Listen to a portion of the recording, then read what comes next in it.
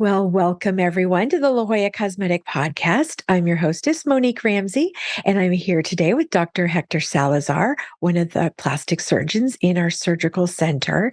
Welcome back to the podcast. Thank you so much, Monique, for having me here. I always enjoy talking to you about different things in plastic surgery. So, today I want to talk about breast augmentation and really breast augmentation for the person who's never had an augmentation before. So, we call it a primary breast augmentation. Um, Yes.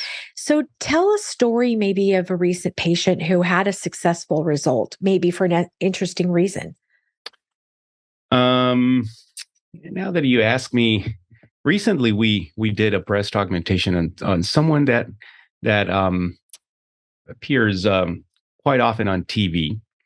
And cannot give you, of course, any more details about it. But she came to us for a breast augmentation, and she she said that she always wanted to have a breast augmentation. She would always consider it like that her breast size was suboptimal, that she wanted to have larger breasts. And we talked to her. We dedicated all the time that we needed. Uh, we had her try some sizers, and we can go into more details later about this. But after her breast augmentation, which was, I would say, a very successful breast augmentation, believe it or not, she came back and told us and showed us a picture of her at the beach. I mean, she's beautiful, she's gorgeous, but she said, "This is the first picture that I take at the beach with a bikini top, where I show a bikini top." She never had that down before, never. And Oh, she said, like, "Oh, I mean, I feel now." I feel not like a different person, she said, like, but a better version of me. And I said, like, oh, that's, I think, the goal. And again, she's still like, yeah, she's on TV. I mean, of course, what she does not require any bikini shots on TV.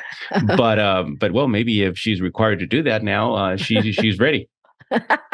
that's neat. And so, what is maybe the first question most women have when they're starting to consider breast augmentation surgery? I would say it's definitely the size. Mm. I would say it's definitely the question about sizing, question about they want to know how can they achieve a certain cup size, or how what do they need to get into a certain measurement. And that's pretty much, I would say, the first thing that we start discussing with them, because they open up the conversation. We like to always listen to what their concerns are, what their goals are, and pretty much that's quite frequently the first thing that they want to address. So, is there a way to sort of know what size or shape of implant is going to look good before they come in the office? Or is it really something that they have to determine with you? Well, the I always tell patients that the main goal of our first office visit is for them and I to close our eyes and be able to have the exact same mental image of how they want to look. Because patients, when they come in, pretty much all the time, they know how they want to look. And now it's our job to be able to, after our visit, be able to achieve that same image and both of us be in the same channel. We have several instruments and several ways to do that, but that's the main goal of that visit, to be able to find that perfect implant for them. So, to answer your question, I think it's imperative that we see them and evaluate them in clinic to be able to put into words and measurements that look that they want to have, that they want to achieve. The classic thing is that they always talk to friends about this before they come in, right? And you talk to, I mean, you have 10 friends, out of which maybe 3 or 4 have implants, and you ask them, what's the size that you have? And they'll tell you, like, oh, I think I have 200 cc's or 250, or I have a 400 cc implant. There's another one that's going to say, don't accept anything less than 300. And right. And it's funny because all of those friends, I bet you that they're all of them, they have different body complexions and different Mm. size of native breasts to begin with. So it's something that I think, to be very accurate, it's good that they start getting information from their friends and discussing different types of implants and how their experiences took place but I think it's really, really important that we listen to what they want to achieve so we can get them our best advice possible. How big can a person go or how small can a person go? If you only want a really tiny augmentation, is that possible? And then, or what are the body limits that you have to consider? One thing is, I would say that everybody that wants a breast augmentation, they want to look and remain looking human, right? So when I say that is, in a way, even the patient that wants to be very big or very large, she wants to look like a woman, right? Mhm.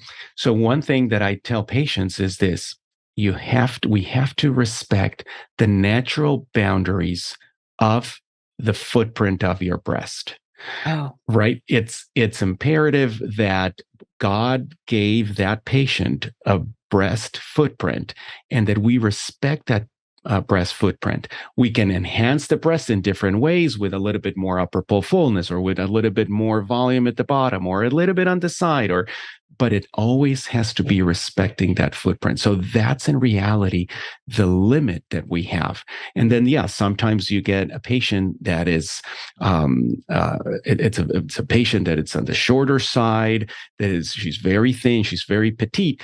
And if somehow what she is requesting translates into having a 800 cc implant, which is one of the biggest or largest size implants, it's going to be very, very challenging to do that while you're respecting that native footprint of her breast. So it's then when we normally tell them, when we're sizing, we have carte blanche. You can pick whatever size you want, but then we're going to be helping you landing it into something that it's going to not only achieve your goals, but do it in a very realistic and safe way. now is there a celebrity maybe that people bring in? Like, people might bring in pictures of, or bring in their phone and show you an Instagram from somebody and say, I want to look like this. Is there somebody that's always on the wish list these days? I would say the absolute answer to that is no. There's nobody that would say like the most celebrated breasts of these days or something like that. No.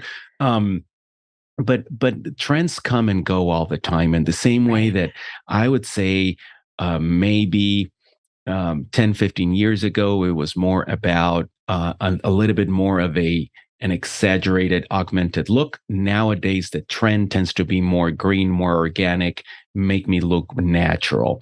I mean, I'm not saying that all patients come and ask for that, but in reality, when we talk to them and we're choosing between to try to see if they're looking or liking more an augmented look, nothing wrong with that, or a natural look, nothing wrong with that. But it's important that we go over some pictures that they like and sometimes pictures that they don't like, so we can actually narrow it down to what's the look that they're trying to achieve.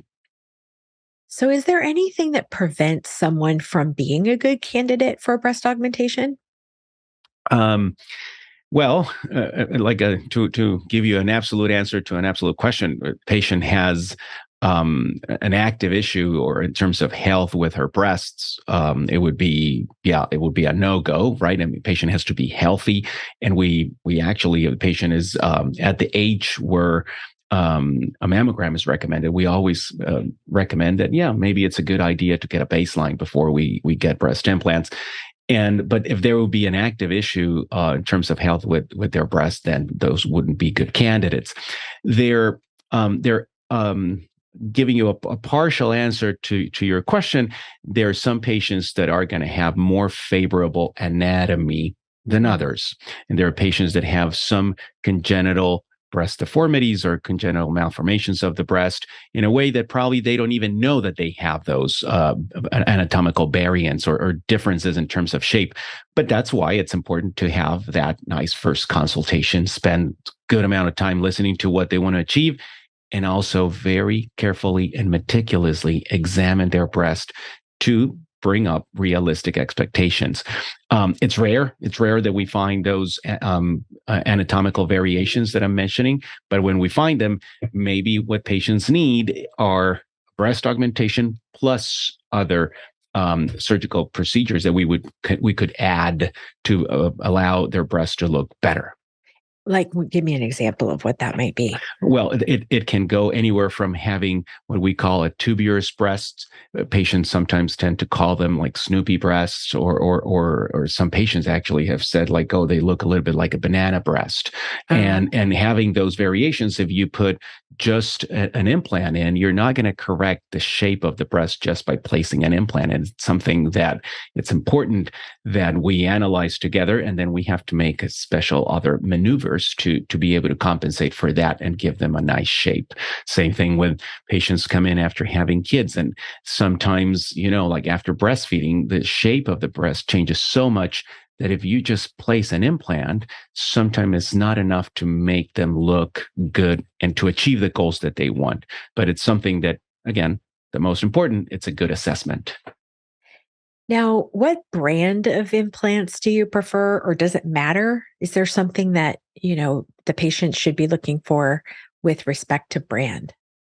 Well, we work in our practice. We work mainly with Natrel from Allergan. We think it's a good brand. We think it's a safe brand. Mentor is also a good brand, and it's again, those two have been out there for a long time. Anything I would say that is that it's FDA approved, it's good. There's like Sientra as well, and then there's the Ideal implant. So anything that the FDA has given an approval for breast augmentation, I would say that is safe, or it's has proven to be safe. We have our favorite, but it doesn't mean that other brands are not good. So when you're looking at even within a brand, like let's take Natrel, how many variations of implants are there within that line? Aren't there quite a few now? I would say, yeah, quite a few. You can, and if you combine all the elements, you can make like an almost infinite combinations. Because there's, and that's part of the beauty about breast augmentation, that there's so many choices that you can make, and the patient actually, when they are making statements, oh, I want to look like this, I want to achieve that, then immediately what I start doing in my mental flow diagram flow is that I'm going to start going and trying to pick and help her to choose which is the definitive implant that will get her where she wants to go. For instance, within the same line of implants, you're going to find implants that are filled with saline or filled with silicone. You're going to have implants that are round. You're going to find implants that are shaped. So then, boom, there you go. Out of those, you can get already a bunch of variations. Then you can talk about projection. What's the style of the implant? How flat the implant is, or how much it projects, how much it races from the chest wall. So just with that, you have different styles of projection. The low projecting implant, the low plus, you got the moderate, you got the high profile, you got the extra projecting implant. Wow. And then after that, you can talk about texture. And or implants with texture or no texture. We can, that's a whole different conversation. We can talk about more of that, but those are also two options. Something else, you can talk about consistency. How does it feel? Is it cohesive, meaning a little firmer? Is it a little responds a little bit more and it's a little softer? But then with that, then the shape of the implant changes a little bit with position. So there's a lot to talk, and we cover all of that during a consultation. So patients can expect to understand pretty much almost at the same level that we understand what implant they're getting at the end of the consultation. Now, now you're talking about all these different kinds, and the possibilities are endless. Do most people end up, let's say if it's moderate profile, Mm-hmm. would it be the same on both sides, or do sometimes you do a different shape of implant on one side than the other? I would say extremely rarely you would use different type of projections of implants. Sometimes, or the most common would be honestly to use the same size implants on both sides with the same style.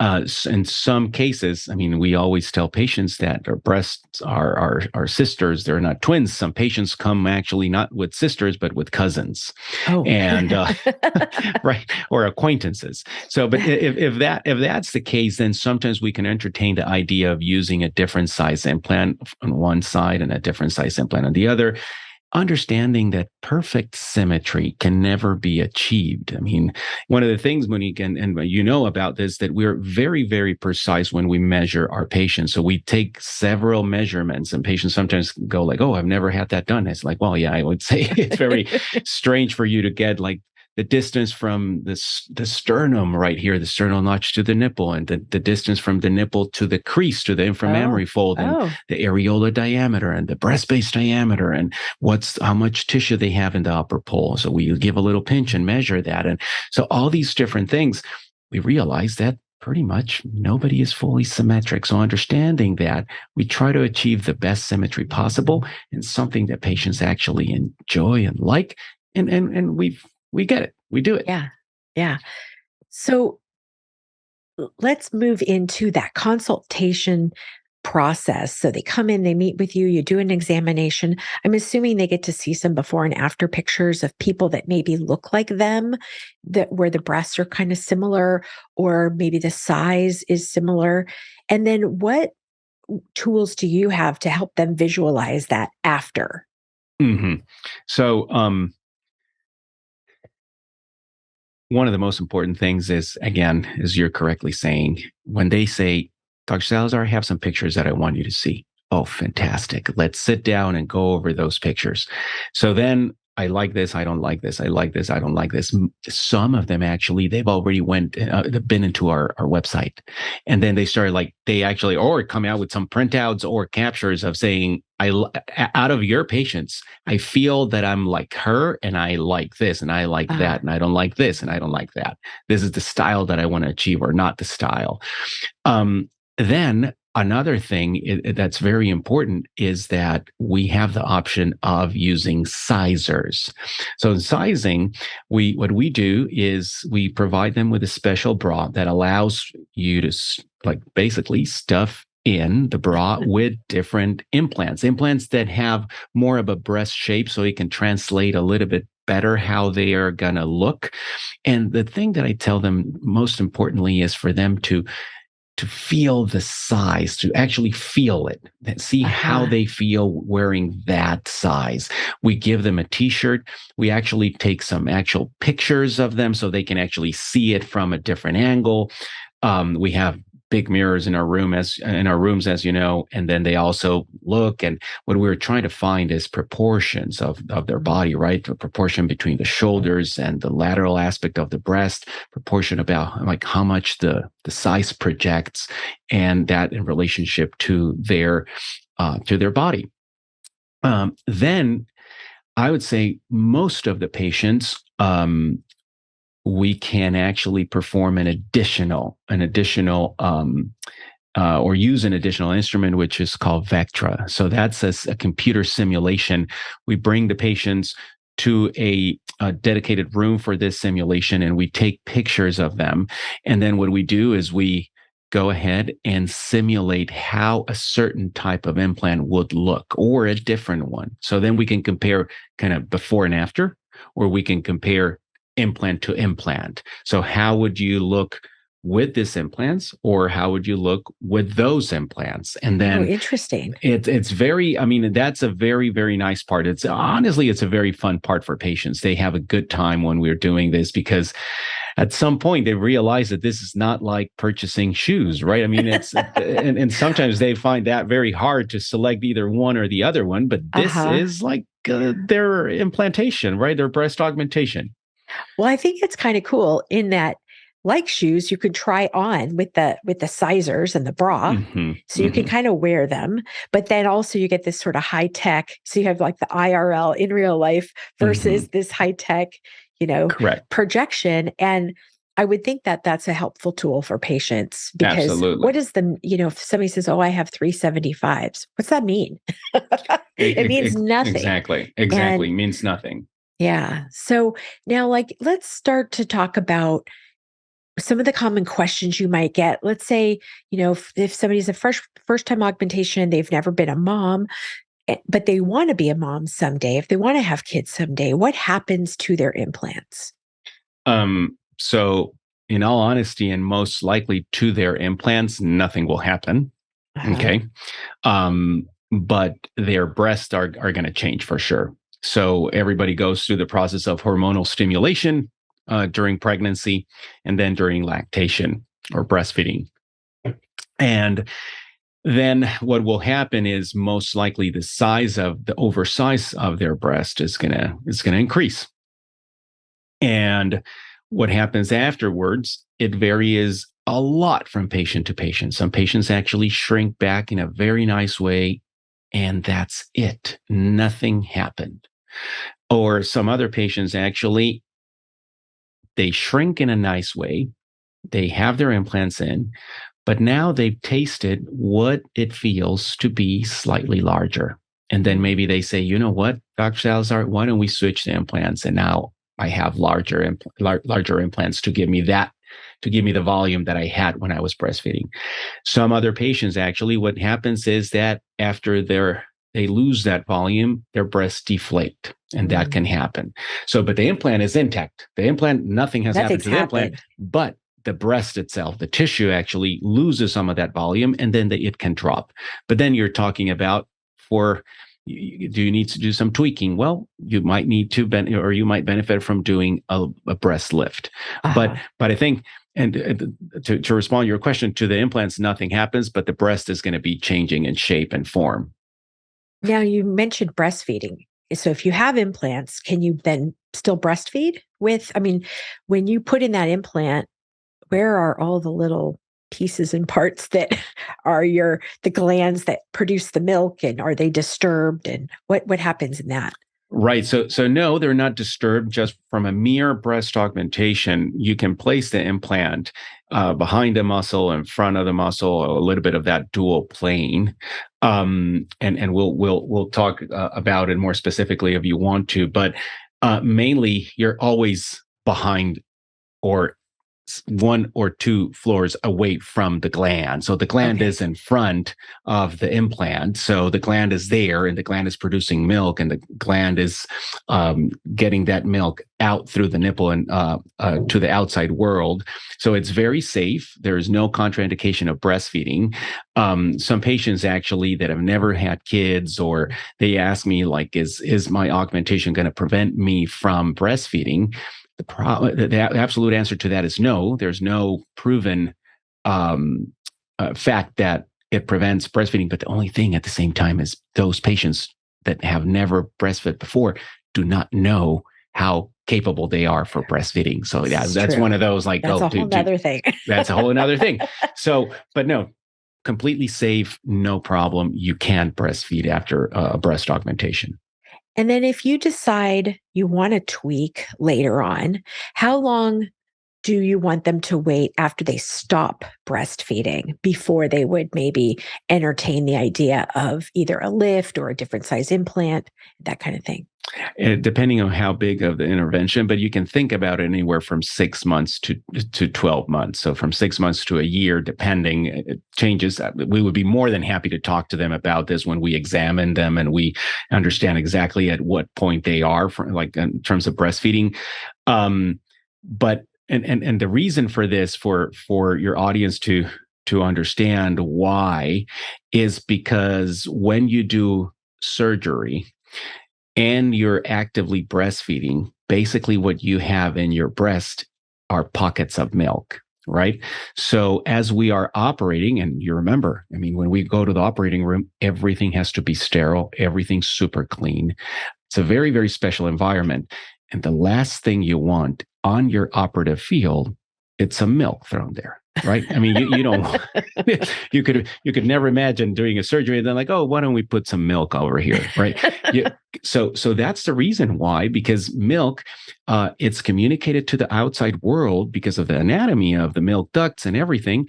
And it's not going to be sterile. It's not going to be very clean. It's safe for babies to drink the milk, but Uh-huh. it's different if you're putting a sterile breast implant in there. You want it to be as sterile and as clean as possible. And milk, it doesn't help with that. Hmm. That makes total sense. And I've never really heard it explained that way before. So that's very interesting because I know people have to wait, but I didn't really know why. So that makes a lot of sense.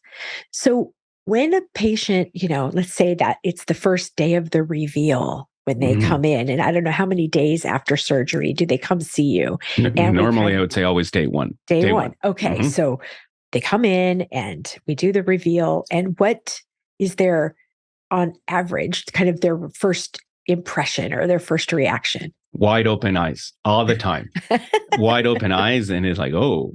And it's nice because it's shocking. One thing that I tell them during that consultation visit is we don't want to have, and you don't want to have any surprises, meaning you cannot, let's say a patient comes in, and after the consultation we talk about like a 300 cc implant. She's going to get, like, she wants to go from a B to maybe a C cup or C plus, and then we decide that we find the perfect implant together, and then they know exactly what they're going to get. There are no surprises.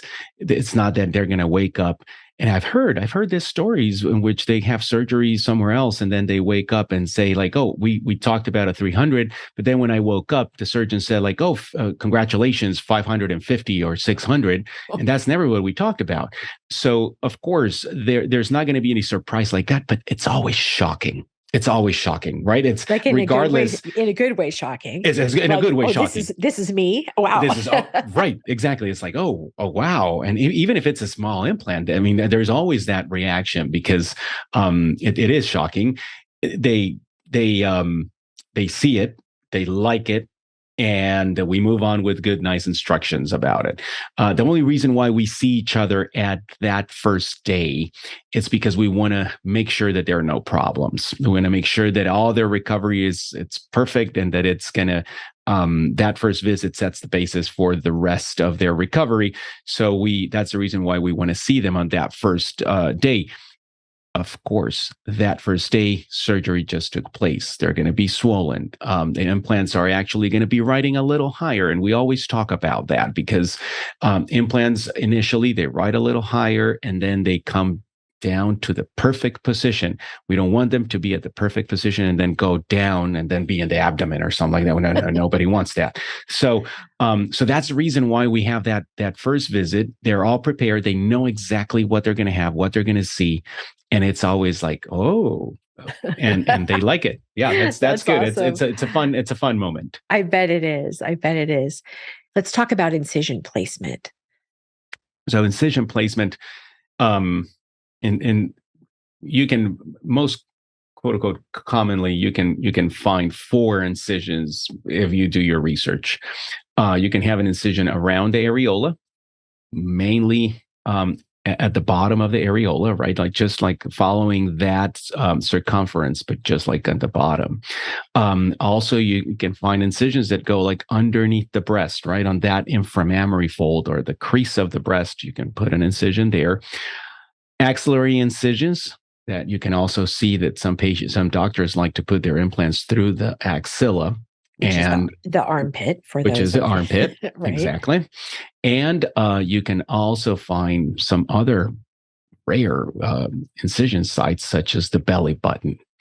That I would say I would never recommend anyone getting their implants through the belly button.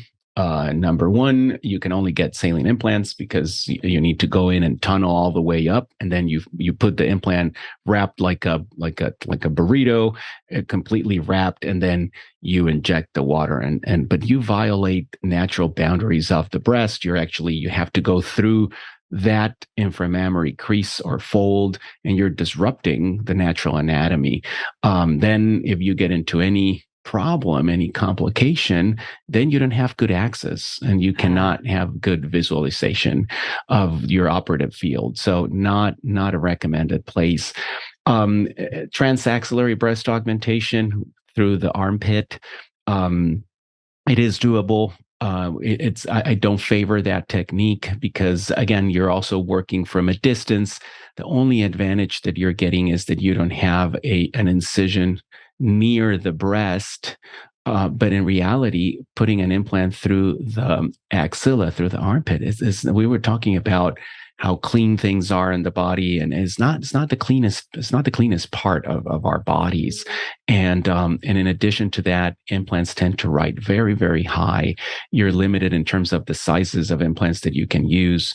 And also you don't have the same good control. And I would say if you're going to have procedure, you want your surgeon to have full control of what the procedure uptakes. Um, and would that also be if you were going through the armpit, would that be saline only as well? or small silicone implants. Then I would say concentrating into the two most common ones, which are around the areola and underneath the breast. I would say I do both techniques. The technique that it's also patient preference at the same time, but I must say that I favor going underneath the breast because with that incision, it's only a 4 centimeter incision, only 4 centimeters. It's very, very tiny, goes underneath the breast. It's really, really hard to see. You don't disturb the nipple or the areola. Sensation doesn't change. You stay away as much as you can from the nipple and the areola that, as we were talking about, it's in communication outside world and the inside world because of the milk ducts. So the more you get into that territory, the the more you can be exposed to developing infections and capsular contracture and other complications. So Mhm. with that 4 centimeter incision underneath the breast, is a very safe to go in and leave that implant in a very, very nice position. And it's going to be very inconspicuous.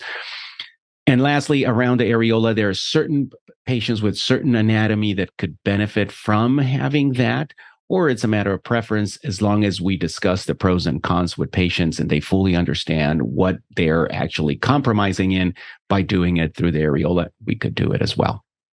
And do Mhm. those incisions heal nicely They for tend most to heal pretty patients? well. They tend to heal very, very nicely. They tend to heal very well. And in addition, we're obsessed with getting the best possible scars. So when we do our closure, we do it in 3 different layers. We make sure that all the skin is very, very well opposed, that everything looks pretty nice as soon as we're done. And patients will see it as like a very nice thin line. And then we start giving them advice of how to do and what to do to that scar to make it better and better and better. And then in addition to that, we follow them up closely. So if the scar starts to misbehave, then we know what to do and when to do it. Okay. And then, God forbids, let's say that as we are following this scar, it's very, very rare. But if when the scar has finalized its maturation process, we still don't like it for some reason, if it's like a little too thick, or if it's like, oh, everything looks good, but maybe like the lateral part of it, the side of it doesn't look perfect, we can always revise it and give them the best scar possible. So Oh, that's great. And how long does it take for those scars to fade? I would say and one thing that I tell patients is they will be fading with time. They're never going to disappear. You kind of always are going to be able to find it if you look for it, but they're going to turn into a very inconspicuous scar. I say that about when we as we follow them, we always tell them at about 3-4 months, the scar actually looks angry and looks a Oh, little purple and a little pink. oh, interesting. And but as time goes by, at about 6 months, it's start to tune down, and at about a year, then sometimes it's hard to find. I would guess that a majority of patients or some percentage of patients are worried about pain, Mhm. either pain that day or, pain afterwards. How do you help patients manage pain? So in terms of pain, it's something that we always want them to be as comfortable as possible. During the procedure, we put some local anesthesia, kind of like what the anesthesia that you get when you go to the dentist. So that helps a Oh, lot. We prepare patients because we like for them to we give them basically different type medications to try to prevent that pain from becoming a real issue. So we prepare them with nerve ending pain mm, medication, which is called gabapentin. We also give them a muscle relaxant, right? Because we're going to be stimulating those pectoralis muscles by having an implant underneath, which they normally don't have anything.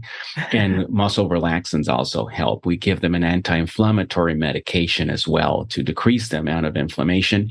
We use the local anesthetic that we talked about already. And then on top of that, in case they need it, they could either have a good extra strength Tylenol or some narcotic. okay. And Mhm. if they need narcotic, I mean, is it for like just a day or two usually, Usually, if or not anything, at I mean, all? Right. not at all, not at all. Or with all like our holistic approach to pain, then you'll find, as you're correctly saying, something sometimes not at all, or maybe 1 or 2 days at the most. Because then the other question is, when can I go back to start like driving, or can Yeah, I you come to can't. drive like right? You cannot be driving with narcotics. So potentially, I would say like always like on that 1 week office visit, pretty much all of our patients come like driving, pretty much. Uh-huh. Yeah. Now, when could people in general, I'm sure it depends on the person, but in general, when can they go back to the gym or out for a run or, do any kind of, aerobics or Pilates or yoga? So we asked them for a very strict 3 weeks of no exercise. The reason for that is, and it's very important for patients to digest this information, that what we're trying to protect them for those first 3 weeks is from any possibility of bleeding. If you get your heart rate up, it doesn't matter if you're exercising just with your legs, but if your heart Oh, rate goes up, oh, your blood pressure goes up, and then you can be exposed to having some bleeding oh. around the implant. Um, After those 3 weeks, the risk of having any bleeding, it's very, very null, practically null. So 2 to 3 weeks of no exercise, and then in 3 to 4 weeks to go back to their regular exercise routine. Now, I think there's always a question for people. When do I have to get my implants replaced? Because they're not a forever device, right? Correct. So the FDA recommends that uh, 10 years after the placement of implants, that implants should be replaced. Is there a warranty on these? I feel like I Yeah, remember some brochure talking about a warranty. Is that yes, absolutely. There's and it depends, and it varies from, as you were talking about, brands or trademarks of implants. It varies, it changes, but yeah, I mean, pretty much the brand that we favor actually is a matter of like in terms of rupture, which is a very rupture, an implant rupture. It's an exception. It's not. oh, I mean, it's not common. It's extremely uncommon. But in case that happens, it's a lifetime warranty for rupture, and then the company actually will replace that implant for that patient, and also have like even during a certain period of time some economical aid for patients to be able to have them replaced. The same thing with other conditions such as capsular contracture, which is when the implants get encapsulated or hardened, and there's also some a warranty for those implants. But yeah, they come with a seal warranty. Yeah, yeah. now if let's get into something that I don't know how much you know about because you're the one doing the surgery, but cost. Let's talk about Hmm. cost a little bit. So I'm looking on our website. We have all our costs on the website and it's a range obviously because I Hmm. think of what you brought up earlier, it depends on the type of implant used. Hmm. They they Hmm. they have different costs. Hmm. Um just for the actual implant itself. So it says here our cost ranges from 7,200 to 8,500. Hmm. And would you say that's pretty generally correct? I mean, that a person could say, okay, that's going to be my range, or are there other things that they would need at the same time? So the pricing that they see, they can rest assured that that's pretty much when they come for an augmentation, that's what they can expect. And that Uh-huh. includes all different type of implants, et cetera, et cetera. Now, that being said, if after our assessment turns out that another or an additional surgery, they could benefit from additional surgery, it does not mean that we have to do it. But if they consider doing it, like for instance, let's get a breast augmentation. Let's get a breast augmentation. That I'm pretty sure that would be the range. You can benefit from a lift, from a mastopexy. Do you want to add that? Can you combine it? Yes, you can combine it. Is that going to affect or change the price? It's not going to be double, but Uh-huh. it will change the pricing significantly. Uh-huh. But for pure breast augmentation, I truly believe that what the pricing that patients are going to find in our website, there's not going to be any surprises when they come here. Now, one of my a former babysitter of ours, and my kids are grown now, so it goes way back. She had breast augmentation, and they did a little bit of liposuction right above that kind of Mm-hmm, mm-hmm, armpit area where it mm-hmm, was mm-hmm. sort of full. Is that something that you find that you do? Yeah, we do that. That area over there sometimes improves with the breast augmentations and just itself, just by stretching and give it a different Oh, shape. And sometimes you don't even need to address that later, depending on how much there is present. Of course, every individual patient is different, but you have to assess, and then most of the time we don't have to address that. Most of the time, it okay. actually reshapes nicely. But if we see that it's something that it's not going to be improved by just a mere augmentation, can we address that? We can. Yeah. Okay. Now, could it be dangerous? We were talking about getting a deal. Hmm. Here's a normal range. If somebody goes, "Oh, wow, but I was quoted 4,900 down over here." Like, is that something that, how do you advise patients to sort of do their due diligence? This is your body that you're dealing with. This is what you're want to improve. You want to go and see a board certified plastic surgeon. That gives you a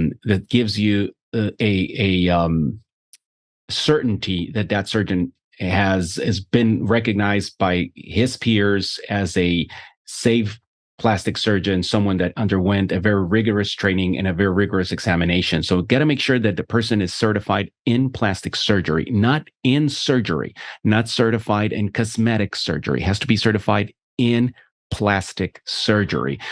Our Mm. facility is Quad A certified. Basically, what that means is that it has the same level of certification that the outpatient surgery centers of the hospitals here have, meaning Mhm. Sharp, Scripps, Kaiser. They all have the same certification that our surgery center has for outpatient. And then you can get into even anesthesia. I mean, we Right. have board certified anesthesiologists. What's a way to save on that? Well, we don't bring a board certified anesthesiologist. We bring, like, either it could be a nurse anesthetist, or we could bring the surgeon sometimes provides the anesthesia. So, I mean, there's a lot of ways to save money on these, but you don't want that. Yeah, that's it. It's a little too risky and rolling the dice. So, the last thing that I want to let everybody know is in our show notes, we will have all the links to the things we talked about. We'll give you a link to the gallery. We'll give you a link to financing because we do a lot of financing for surgeries here. And if you don't live nearby and you want to come to San Diego and see Dr. Salazar, I know that you could do a virtual consultation with more in-person stuff when they get to Hmm. town, but Hmm. that is something that you offer as well. And then Absolutely. I We do it all the time. and then I would also encourage everyone, if you have questions about anesthesia specifically, we do have an episode about anesthesia and how to understand the differences there. So Fantastic. thank you so much, Dr. Salazar. This was super informative, and I appreciate your time today. No, Monique, it's always a pleasure to talk to you and your audience, people that enjoy our podcast. It's to me, it's a way to reach some patients or potential patients, and to start clarifying some of their questions. And they come in. I mean, I would say today's patients are extremely educated when they come in. I mean, they pretty much know and have a lot of information. But it's our mission to go in and then to or get that knowledge organized and fine tune what they have learned on either in our website or on YouTube or in other social media platforms, and then get them a nice result. This is a nice experience and should be a very nice experience for them. Yeah. All right. Well, today's International Podcast Day. So the fact that we're doing this podcast today is just fantastic. Perfect. All right. Well, thank you so much. We'll see you again next time. Thank you, Monique. Bye. Bye-bye. Take a screenshot of this podcast episode with your phone and show it at your consultation or appointment, or mention the promo code podcast to receive $25 off any service or product of $50 or more at La Jolla Cosmetic. La Jolla Cosmetic is located just off the I-5 San Diego Freeway in the Zymed building on the Scripps Memorial Hospital campus. To learn more, go to ljcsc.com or follow the team on Instagram at ljcsc. The La Jolla Cosmetic Podcast is a production of The Axis, TheAxis.io.